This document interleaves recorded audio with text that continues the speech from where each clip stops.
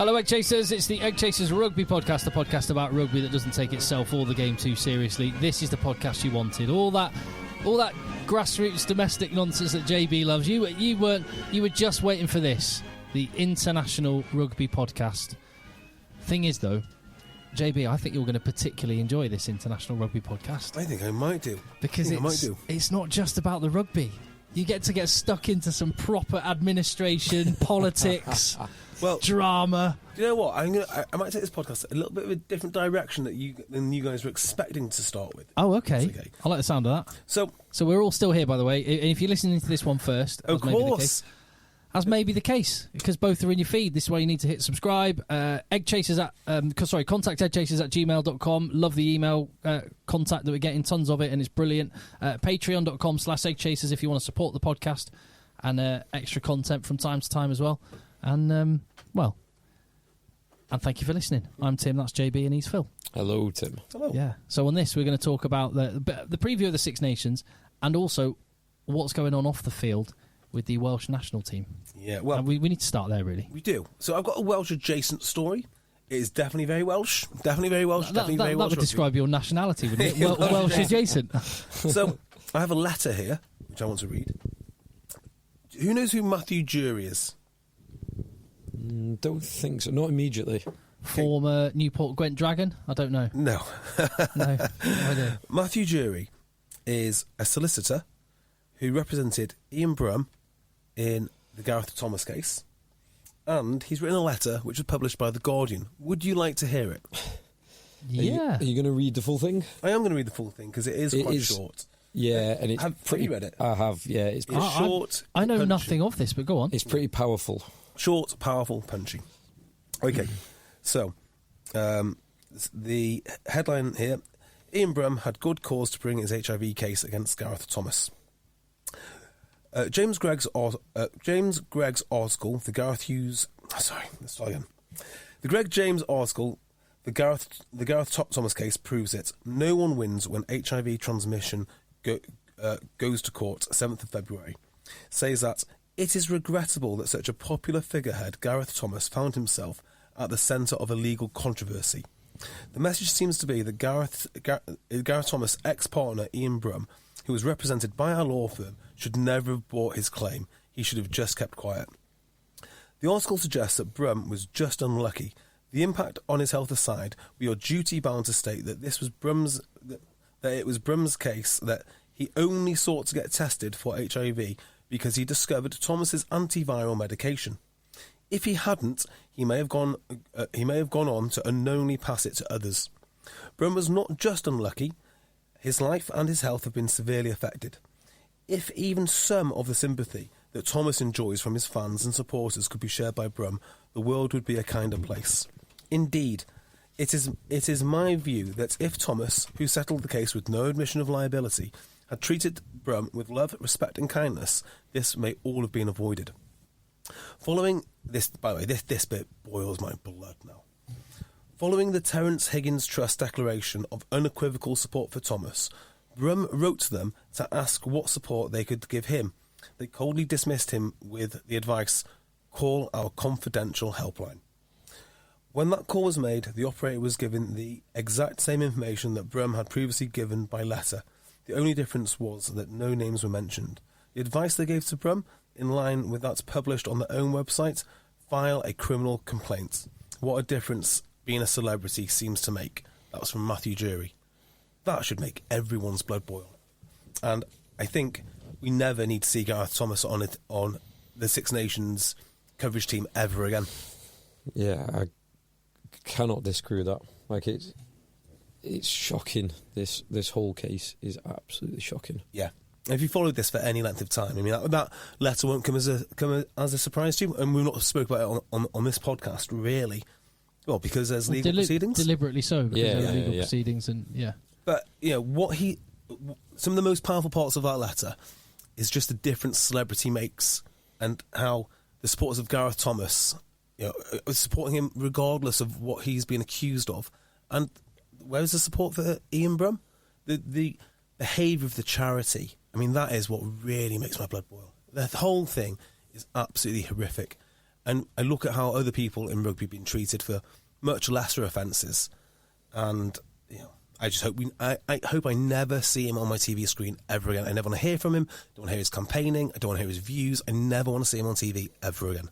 Do you know one of the things that I was thinking about as well, and it's all the people in support of Gareth Thomas. And again, we've just got to stress he hasn't been found guilty in no admission of guilt. Any criminal court, no admission of guilt, all the rest of it. So it's down to individuals to make up their own mind, much as many individuals have made up their own mind on Paddy Jackson or Stuart Olding and all the rest of it. But it's just that this is one of those... The measure of an individual is... And I'm not talking about Gareth Thomas here, I'm talking about the rugby fraternity as James... sorry, what was his name? James Gregg. James Gregg was... Oh, no, the lawyer there who wrote Matthew the letter. Jury. Matthew Jury was saying, is a lot of people invested a lot into Gareth Thomas for what he represented and all the rest of it, and the measure of someone is can they detach that invest? It's the sunk cost fallacy, isn't it? Can you detach what you've already invested into that individual and backtrack from it? And there's a lot of people, by the sounds of it, who haven't been able to separate the amount they invested into Gareth Thomas and what he represented. What he represented is exactly it, and backtrack from that. Yeah, I mean that it is regrettable. It's such a popular figurehead. It's not. It doesn't matter that he's a figurehead. That isn't the reason it's regrettable. It's regrettable because there's a victim. It has nothing to do with his status, and that's one of the. It's the whole thing's awful. It's awful. It's just awful.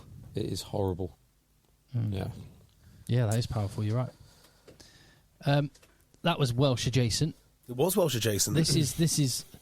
Well, in terms of the rugby, this is Welsh adjacent, but it could have a direct effect on the rugby potentially, as the Wales international rugby players threaten a strike as a last resort. I am 100% behind them on this. 100%. It's appropriate action.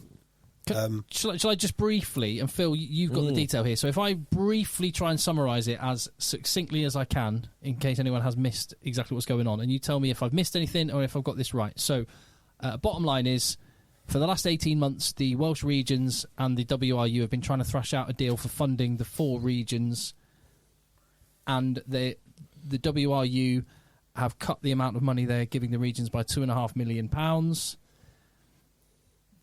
They've also put in front of the players now a contract that would be associated with this, which would see a 20% drop in money off the bat for these 38 centrally contracted players and players in general. And also they would be in a position where they have to sign a contract which says that of that 80% of their salary, 80% of that is guaranteed, 20% is performance related, and the players seem to think extremely hard to attain. And if the WRU or regions or whatever decide, the player has no say in this, but they can be moved to a different region, or if it's perceived they have a drop in form, whatever that means, subjective, they can just have their contract torn up. Is that you know more details on that side than I do, to be honest. Okay. I knew the 80% or the 20% drop, and some of the other details like the performance related stuff. I've heard of that and the player swapping, but yeah, it just the fact that this has been going on for so long, and we are now so close to next season.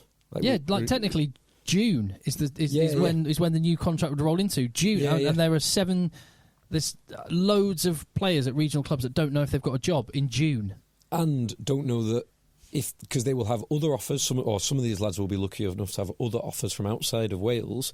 Don't know if they would still be able to represent Wales if they took another offer from outside of Wales. So they're in this kind of limbo, this financial limbo where theirs and their families' livelihoods are on the line because you've got an organisation that can't understand its arse from its elbow and sort things out.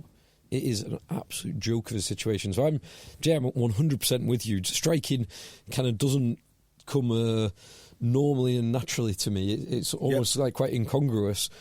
I think it's a totally appropriate action in this situation. It is a fiasco, this.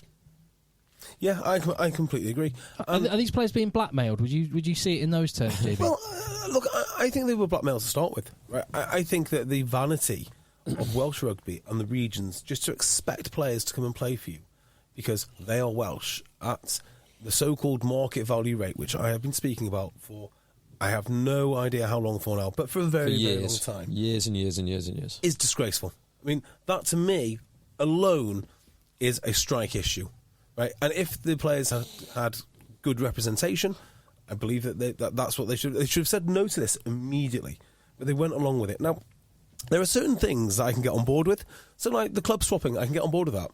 If the WRU are paying a really good salary and looking after their players, absolutely right. You know, if they think that's a competitive advantage to their league and their teams, and that's just the structure of things, but they've been adequately compensated and well treated, well, you know, that's that. Maybe the way is the compromise there is kind of like Ireland do it, where Geordie Murphy goes off you go from Leinster to Ulster, but you go at the end of a season, so you've got a chance to get your kids into a new school rather than by the way, next week, see you later, you're cut from this team, you're off there. Yeah, I mean, I don't know if it was that. Was it that cutthroat? I think it was almost. I think it was basically that cutthroat. Whenever the WRU chose would decide, they could move players or decide their form wasn't good enough and could tear up their contracts. Yeah, I just hate it. I just really, really hate it. They were bringing these lads back. I don't know who needs in Welsh rugby to see Cuthbert and North playing for Ospreys. Why? Why does Welsh money need to go on those boys coming back to the Ospreys? I don't know. Why did they need to go and buy Thomas Francis? Don't know. Why did Moriarty need to sacrifice a great career in Gloucester to go and play for Dragons? Don't know. And it was all vanity. And I said, as soon as I heard this will end badly. And it's like the people in charge of Welsh rugby don't understand. But it's more than that. It's the whole rotten community around Welsh rugby and what they expect. It's like this entitlement. You know, I didn't see anybody in the Welsh rugby universe on Twitter or anywhere else saying the Welsh 60 cap rule is going to be a disaster. What they all said uniformly was, well, it needs to be reformed. We've got to try something else. This is the reform that will save the Welsh regions. And their theory was that if they bring back these big names and pay them probably less than adequate money, but you know, good money for Welsh regions. 400k. Some of those players. Yeah, so like great money for Welsh regions, terrible money for the Premiership, and probably astronomical money compared to some of their academy teammates that they'll turn out. Yeah. Week in, week out. Well, you could pay 10 academy players. Yeah. And who are on the right trajectory in their careers. Who are for a Talupe Falatau. Yeah. So you hear these people criticising the WRU management board and then we need professionals and this is not fit for purpose. It's the fans that wanted it. It's the fans that demanded that the players sacrifice part of their career to come back. And the idiots that work in, say, Wales Online touting this, and certain Welsh sort of Twitter commentariats saying, this is a reform, give it a chance. Well, they've given it a chance, and it's pretty much ruined the game. You can't disrupt market forces, and if you do, it's going to go horribly wrong. And it never grew the game. The people did not flood back to the stadiums to watch George North play for Ospreys or Moriarty play for Dragons. And I think the important point there is I think this was dreamed up looking at the Irish model. The difference being between Ireland and Wales is someone who lives in Dublin feels simultaneously a Leinsterman. Someone in Limerick or Cork feels like a Munsterman, and someone in Belfast feels like an Ulsterman. Those are established areas of their countries. And I think the GA in a sporting context, the Gaelic Football Association or the GAA has those already established as regions. So there's a heritage there.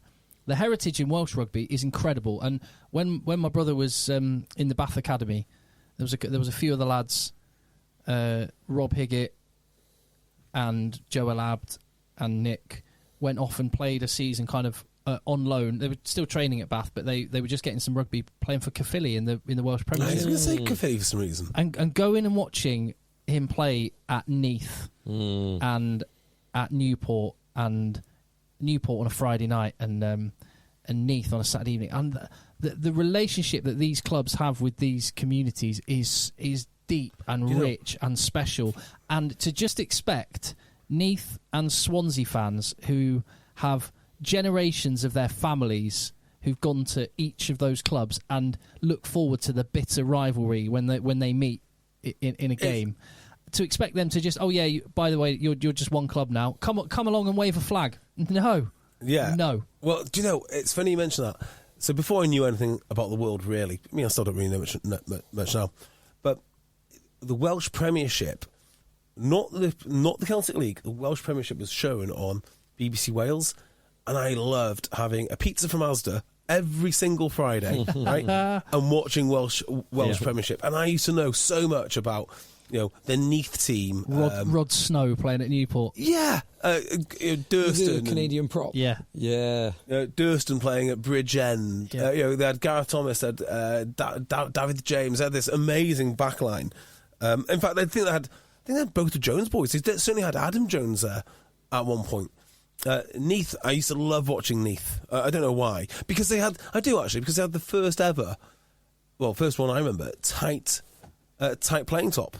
Yeah, and like that logo's awesome. Yeah, and so good. The all black kit is just so cool. Yeah, it was so much cool, and I understand what they did and why they did it. But then, ever since they made that decision to go into regions, they've just made a hash of it time and time again. Well, it just doesn't have that emotional connection, and particularly so. My solution to this would be yes, drop the 60 cap rule, or you've got to pay the players. You've got to compensate them adequately to offset what they could earn elsewhere. And the only way you're going to do that with the money that you've got is by, rather than looking to Ireland, they should look to Scotland. Yeah. And have two teams, East and West. So it feels a little bit like it's not. You're not going Neath and Swansea. Yeah, you're all bitter rivals. Now you're one team.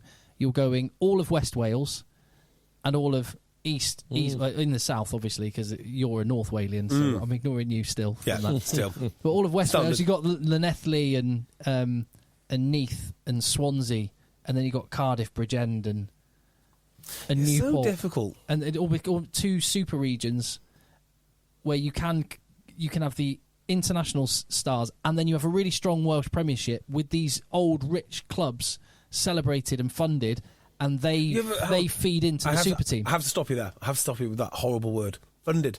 What does that mean? Where's it coming from? I hear this word funded all the time. Rugby can't fund itself. I hear about the women's leagues. We must fund. Yeah, you're right. Actually, you're right. What the? Where? I'm putting the cart before the horse. Actually, if you had this two-region thing with international players in each, but also an overlap with some of the squads coming from, like, if you play for Neath or for Swansea or for Llanelli, you might play for West Wales franchise.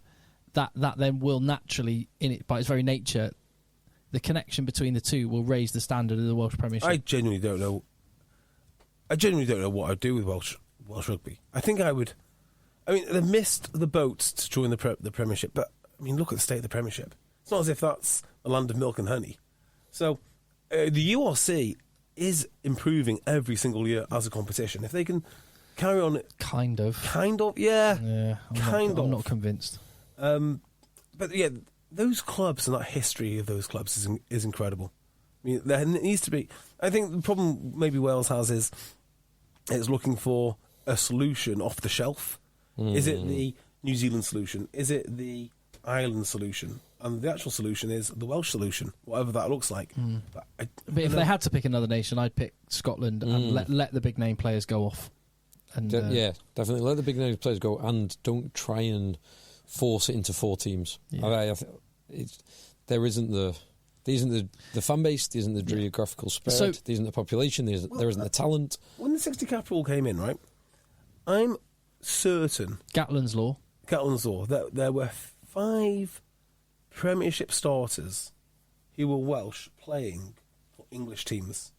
That benefits Wales because you've literally got more fly halves than you could start anyway, and disadvantages England because they need those starting spots. Yeah. I can't remember for life of me who they were. Sheedy, Hook, Bigger, Owen Williams. Don't think Bigger had come yet. There might have been a weird one like Nick McLeod at Sale or someone. Who is Welsh, but I don't think he's. Here's the thing, right? So the Welsh players have what they want is the 60 cap rule gone. They want the performance related element of their pay gone, and they want the WRPA to have a seat at the table for negotiations. seems like reasonable requests. If the WRU play brinkmanship and they've come out and all they've said in their statement is there is not more money, we will not spend, we will not increase the amount of money. They haven't said they won't drop the 60 cap rule or all the rest of it. So I'm sure there'll be a resolution. But if the WRU wanted to play brinkmanship, the deadline that the players have set is Wednesday. If the WRU just don't do anything between now and Wednesday, the players aren't actually going to strike for Wales v England in Cardiff, though. This is the issue I think the players have got. You think they really would do that? There are people whose mortgages are on the line. They're like genuine financial livelihood. I think would, though. I do wonder if they would. They'd know what the fans would do, and all those businesses in Cardiff. But the fans should support the players. Yeah, I'm sure they do at the minute. Yeah, they've got I think they've got a lot of sentiment behind them. I feel powerfully enough right now about this to say, I mean, if I was if this affected me directly, I'd be at the forefront of rallying the players to strike. Absolute forefront. And I think about the Premiership players during COVID. I like the RPA in lots of ways. I do not think that they represented their players well at all. They should have said no to the 25% decrease in the salary cap, not because it was right, but because that's in the interest of their members. You know, the Welsh players should definitely go on strike until they get some resolution. If nothing else, they need to know if they've got jobs. If nothing else, right, because they can't come to this agreement. But then subsequently, they should stand their ground. I mean, why can't they play across the road in Gloucester if they don't have 60 caps? Why on earth did Rhys Webb, who had like 58 caps when he went to Toulon, have to give up his international dream? I absolutely hate it. I think it's awful. So no, they should strike and they should force change because they're the only people that can do it. New Zealand can basically have their own check-in desk on the way out of New Zealand to Japan at the minute. Yeah, they national can. Team. They're like, yeah, go make some coin, lads. Yeah, Ricky Ioane going as well alongside a few others. There was some. There was an article this week, maybe Rugby Pass, I don't know, saying that Super Rugby has been absolutely stripped bare of its talent, particularly New Zealand, and that would be to France and that would be to Japan. You can't stop market forces. You know, the best thing you can do is think of a system how you take advantage of these things in the best possible. It hasn't hurt South Africa. Nope. Well, it did for a while, didn't it? So, I guess that's a really personal point, Tim, which is it really hurt South Africa for a long time when they had 700 or 300 registered players in Europe. They probably still have the same number. Yeah, but they couldn't get their act together for whatever reason. Yeah. And now they've realised actually you've got to let the guys go wherever they want and let the boys play. Yeah, South African players seem to want to come back to South Africa anyway. Like, there's a lot of lads moving back to Sharks and Stormers. It seems to have, I don't know, their inclusion in the URC seems to have turned the corner a bit there. But you've got to work out, look, this is the situation on the ground. This is how the money works. How on earth do we make it work for our national team? And the answer is not by blackmailing your players and treating people the way that they have been treated. Now, on this, if they do strike, I saw something was sent to us on our little EggChasers vets team WhatsApp of this snippet from a WRU statement. Now I've not actually seen this statement outside of that snippet, but so I'm not certain if it was real or not. But that snippet said, "Oh yeah, if the senior players strike, we'll just merge the under-20s with the senior squad and play them." Which, I mean, it's the only solution they've got, but it's a ludicrous solution. Yeah. I don't actually know if that is a real statement. No, I think it is. But if it's not, even if it's not a real statement, what other options do they have? Like, there's only so many professional players in Wales. But if they play the game with anything other than a Wales team, then all of the fans are going to feel completely cheated. Oh yeah, and yeah. will People be demanding their money back. 150 quid a ticket. Yeah. I mean, there might be.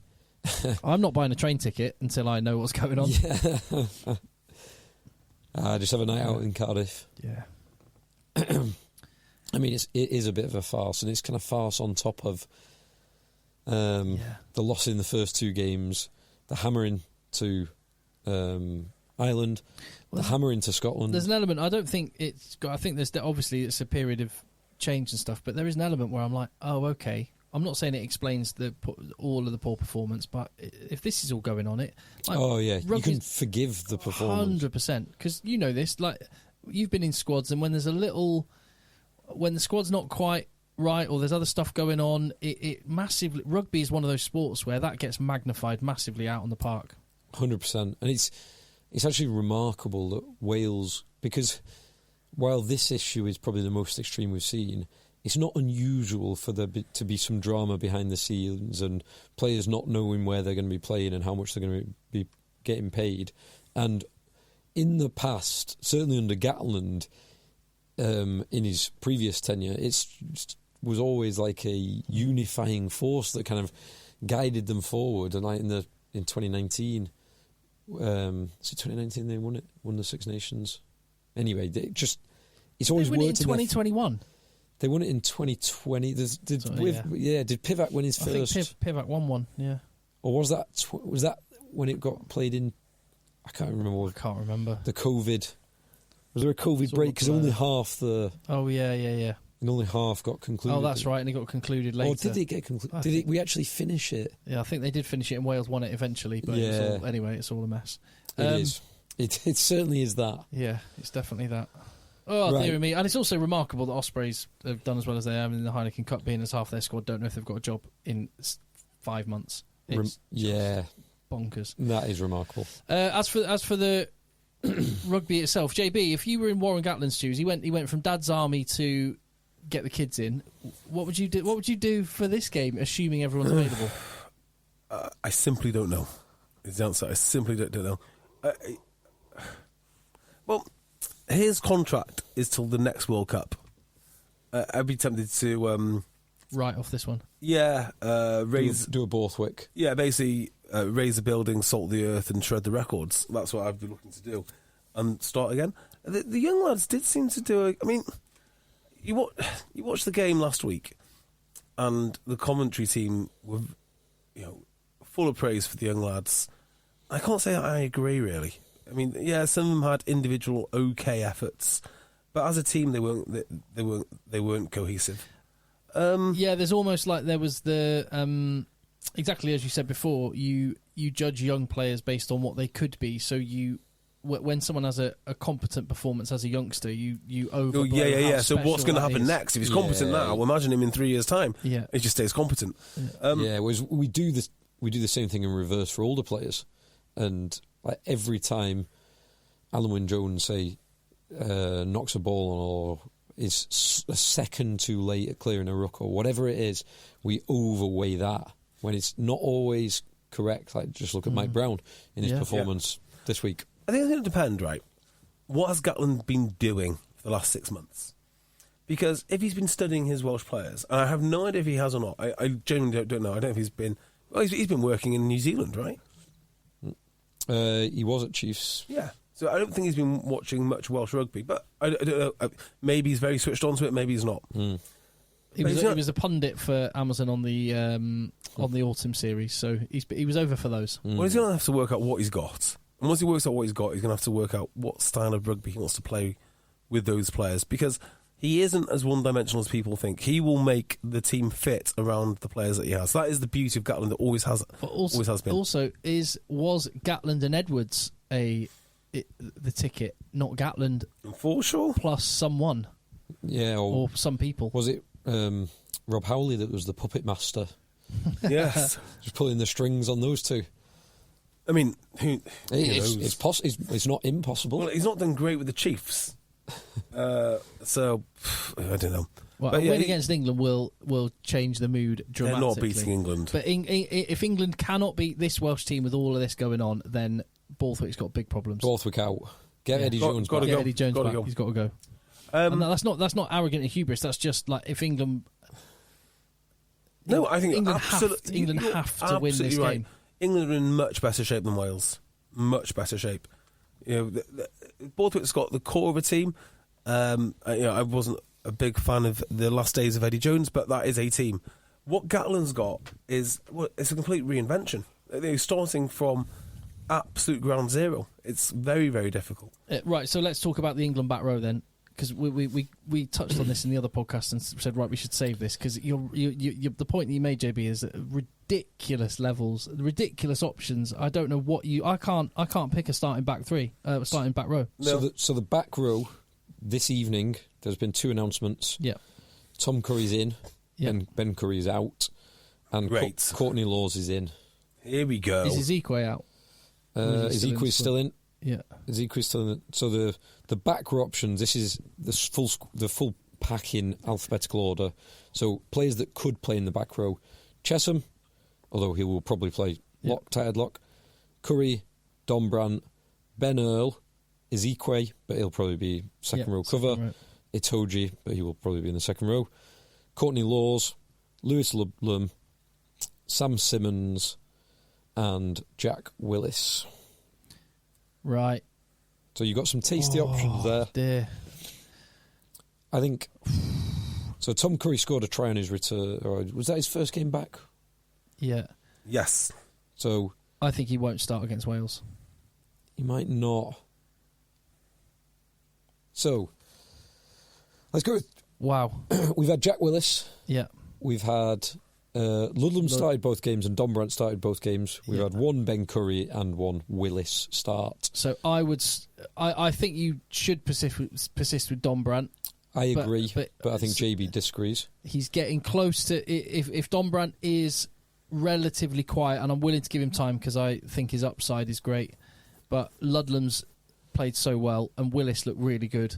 So I'm saying if I had to think about making a change, it's Dombrandt gone and either Curry comes in at 8, at 6 and Ludlam goes to 8, or Laws comes in at 6 and Ludlam goes to 8. I don't think I change. I think I go with Curry, Ludlam, Willis. That's what I do. So Dombrandt goes out. So Ludlam at 8. Or Curry at 8. Yeah, Curry at 8. any of them really. I mean, I think Well, there's that's three sevens basically. That. Yeah, but they're absolute hey. bangers. Yeah. Like I love the violence that Ludlam brings. It's weird. Last week we spoke extensively about the back row options, and we never mentioned him. But he does really well. Yeah. So he could be. He's had 2 good games. Yeah, he could be like the sort of the unsung hero that just does so much. But he's not really. He's not an unsung hero. He's not like a grunt man as such. He carries hard. Like I think actually with that supporting. Oh, what about Ben Earl though? Yeah. Ben Earl's good off the bench. Ben Earl's just good. He He is is good.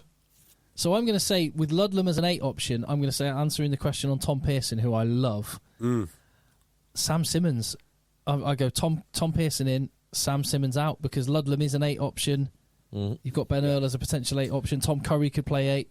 So my point I was going to make in the last podcast about Tom Pearson is that with the England back row, because it's so stacked, the only way you know if a guy's going to improve the team is if you play him.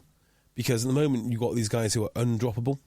And it did look to me as if Willis is more effective for England than Tom Curry. Now, obviously, you can play them both because you've got two flanker spots. Yeah. But the question is not who is the better name or the bigger name on paper.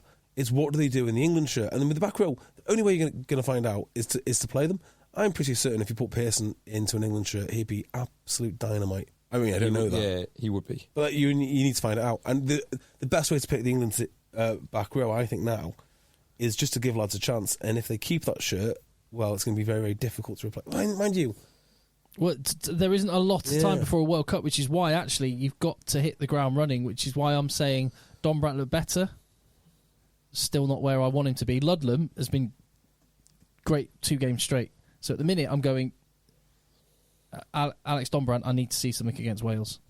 Otherwise, I'm not saying you'll bomb you out of the squad, but exactly as you say, I'm putting someone else in because the World Cup is fast approaching. Yeah, what was my view on Dombrandt last week? It was something along the lines of give him more game time so we know that he can't do it.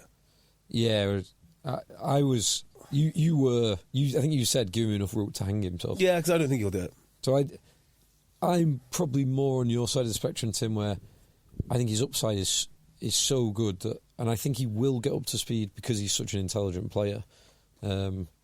I would persist with Dombrandt. I'd persist with Willis as well because he had a great game last week. He's such a talented player. Last week was against Italy, so you can't really make long-term judgments against beating Italy. And then Ludlam, I I don't think you can drop him because he's played so well. I agree. And that's with Tom Curry, who I think is absolutely sensational, and Courtney Lawes coming back. So even though Courtney Lawes is vice-captain and Tom Curry's British and Irish Lion, I'd probably keep the back row the same. And then if I was going to change one, maybe Ludlam for Curry. But I think you've almost got to earn it.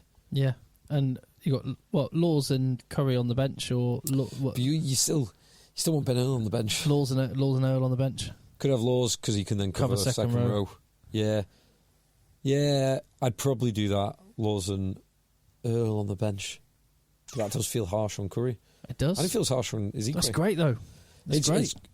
It is, but this is the perennial problem with England, that there are so many options that you rarely get anyone getting the 40, 50 caps that you want them to have, and you even more infrequently you get combinations of players getting long-term stands together. Yeah, and that's one of the things that Stuart Lancaster was so keen on. And that didn't work well either.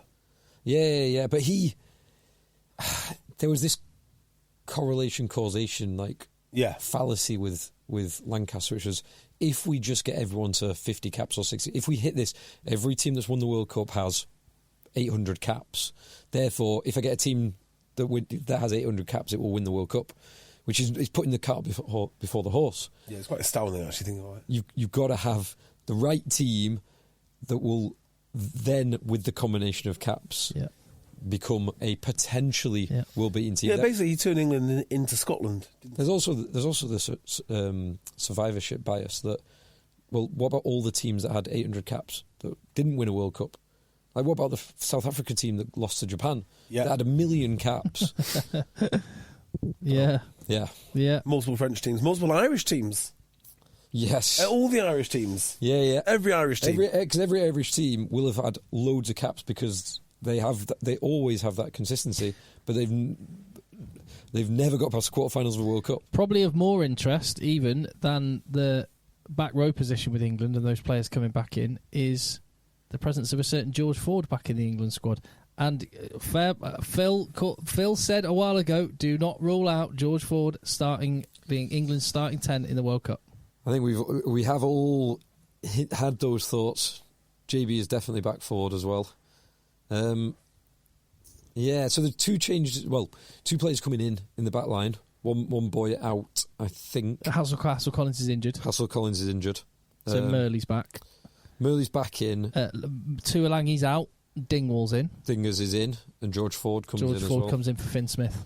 And then the rest of the back line, I think, is unchanged. Could England starting 10 for the World Cup? What are you saying right now?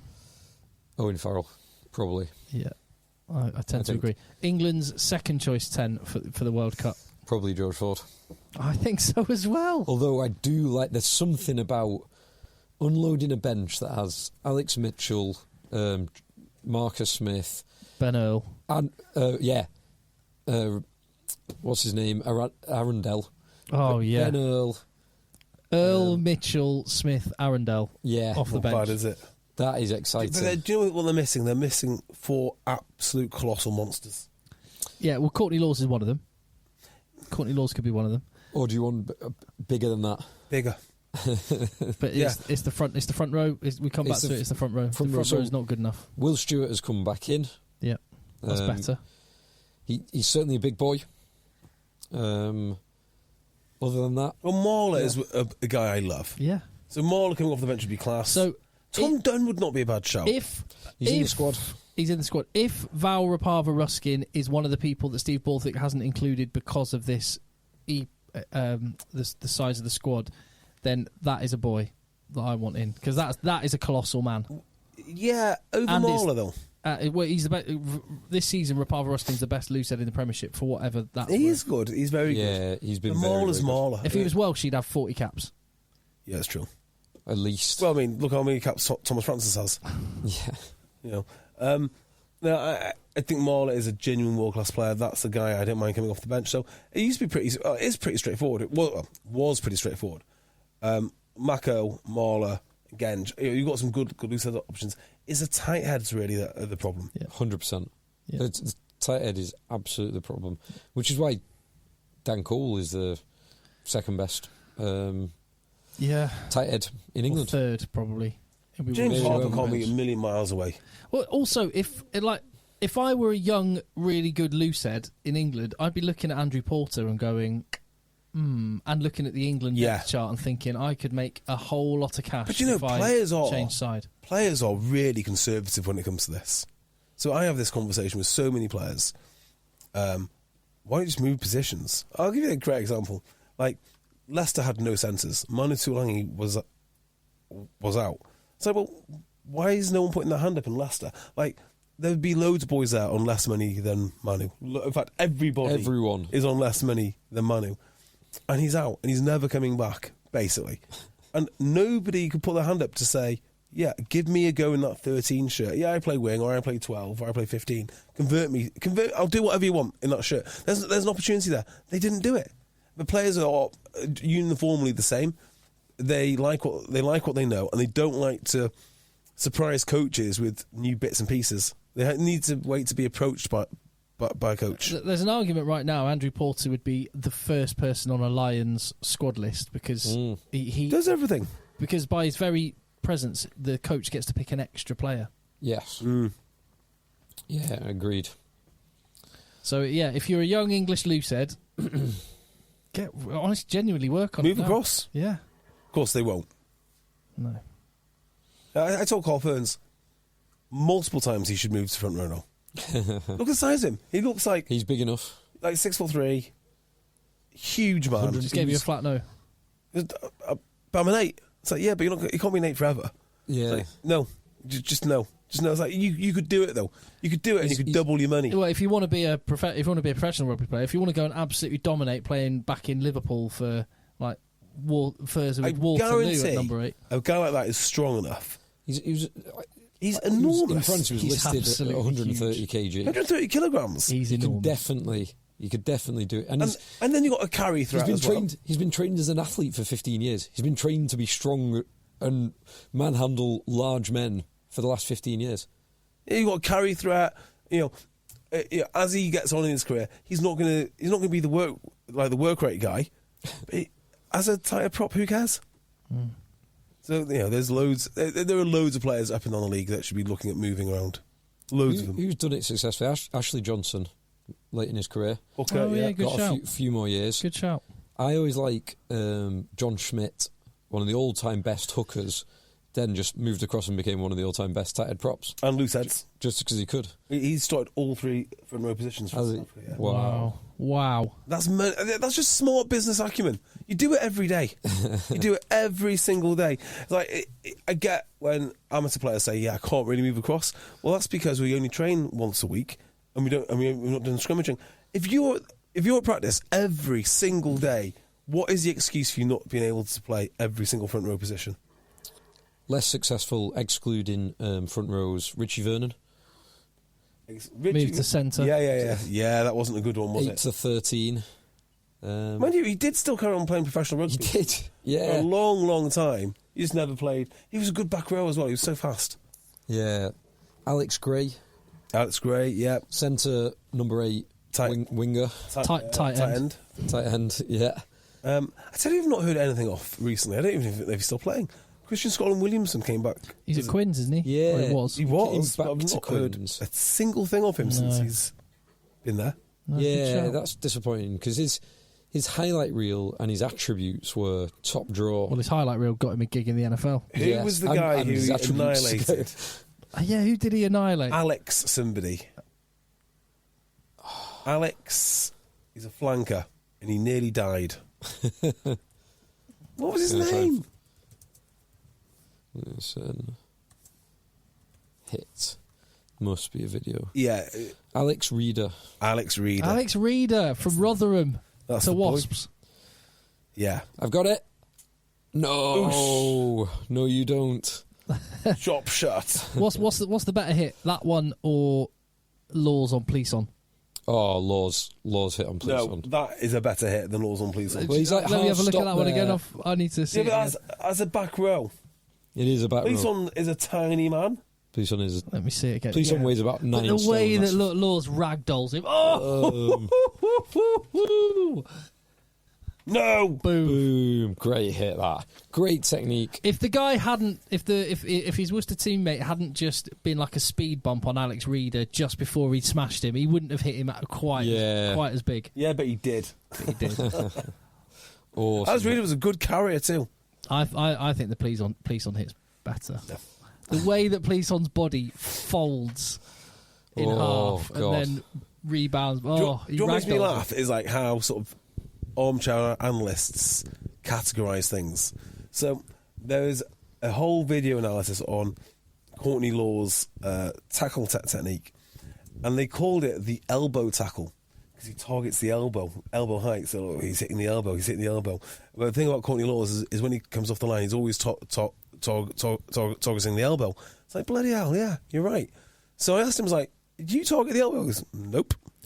He just goes at the height that's most advantageous to hurt people to the maximum amount. I just tackle people. Okay, so it's not really the elbow. The elbow tackle doesn't really exist then. Nope, not at all. I think there's something in targeting the ball, targeting the height of the ball, because if you get it right, you stop the pass as well. I think Courtney Laws just happens to, that his perfect sweet spot height, it just happens to be the height that a lot of people would carry a ball.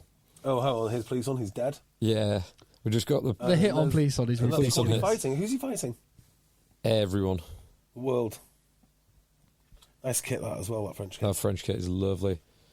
Oh, it's late. It's nowhere near as good as a Reeder hit. Oh, it's deliciously violent. It's so violent. Oh, whiplash. Oh, God. But it's no. Reeder's going forward. Plisson's not even looking where. He doesn't even see Law's. Yeah. Right. It's a different kettle of fish. 17-stone back row running towards you compared to a 9-stone scrum half / fly half who's offloaded the ball, retreating. Yes. Courtney Laws is frightening. I love it. Fixtures this week. Yeah. So we have got on the Saturday, the first kick-off, 2:15 is Italy host Ireland. Beat down. It will be a 40-point win. With the greatest of respect to Italy, I would make some changes if I were Andy Farrell. Just a few.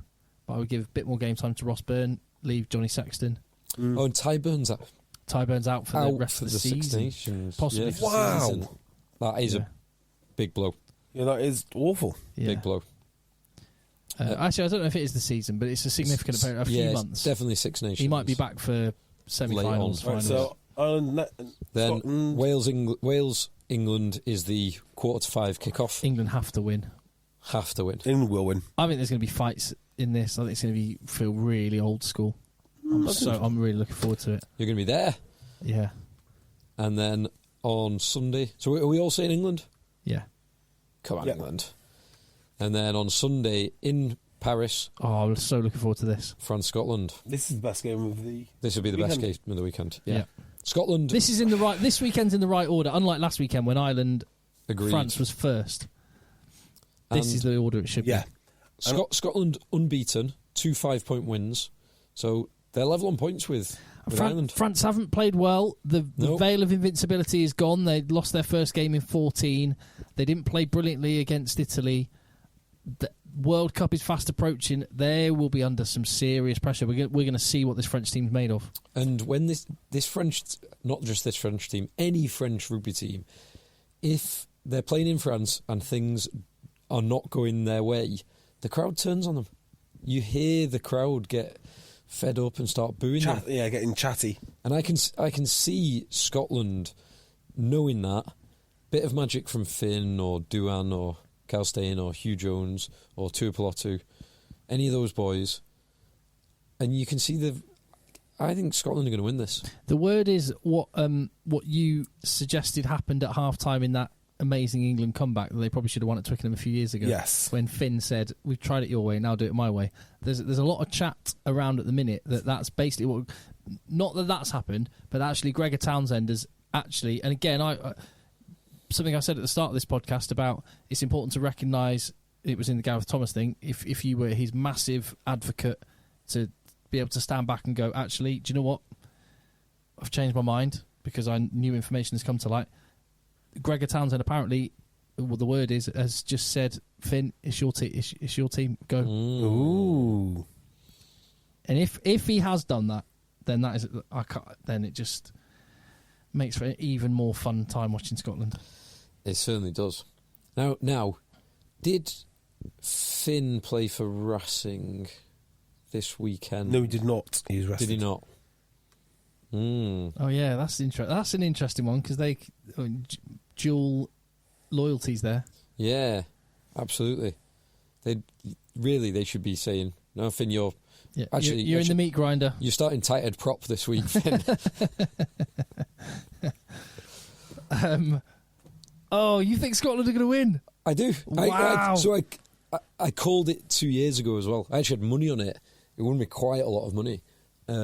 Scotland away at France 2 years ago when they won with I think it was last minute. I seem to remember. Oh, that was a rearranged game on a Friday night, wasn't it? Yeah, was that? Yeah. It was a night game. It's definitely a night game. Definitely a night game. It was rearranged. I think Scotland can do it. I really do. I think they've got the personnel. They've got the form. Whether they will do, but I think they can do. I can't see past France, but I love it. Oh, that'd be so good. If Scotland Ireland was a Grand Slam decider in round 4, rather than because Scotland finished with Italy, don't they? Do they? Yeah. So Scotland have got France away, Ireland at home, and then they've got Italy somewhere. Italy at home. Yeah. Oh, that'd make round 4 spicy. The flip side is if Ireland beat Scotland, then they're playing England on St Patrick's Day weekend for the Grand Slam. In Dublin. For a Grand Slam. Unstoppable. Yeah. Oh, man, I'm excited. I'm so excited. I think I make this point every year. It feels like I do. I would do away with one of these 2 rest weekends in the Six Nations. Yep. I would keep one. I'd keep the second one. But you don't need 2 rests for 5 games. Nope. 1 rest weekend. Condense it a little bit. Free up some room somewhere else. Just get rid of all the rest weekends. I don't mind one. Why? Is it 5 weeks? In between round 3 and 4. In fact, it might even be better for the players to have 2 rest weekends after the Six Nations. Well, let's just say Scotland beat France, and you've got Scotland v Ireland in 2 weeks' time. That just helps. That just does a little something. So I think between round 3 and 4, a rest week sounds good because by then you've got some storylines emerging. You've got real substance on the games in round 4. Yeah, 2 weeks to build up to that. Go on, have a rest. Have a rest now, and let the juices let the fixtures marinate for a little bit. Yes, but yeah, you should play 3 games on the bounce to start. Yeah, completely. Yeah. Oh man, I can't wait for all the talk of all the rubbish we've gone on about off the pitch. The stuff on the pitch is absolutely marvellous. Agreed. Can't get enough. Right, thank you very much for listening, and we'll see you on the next one.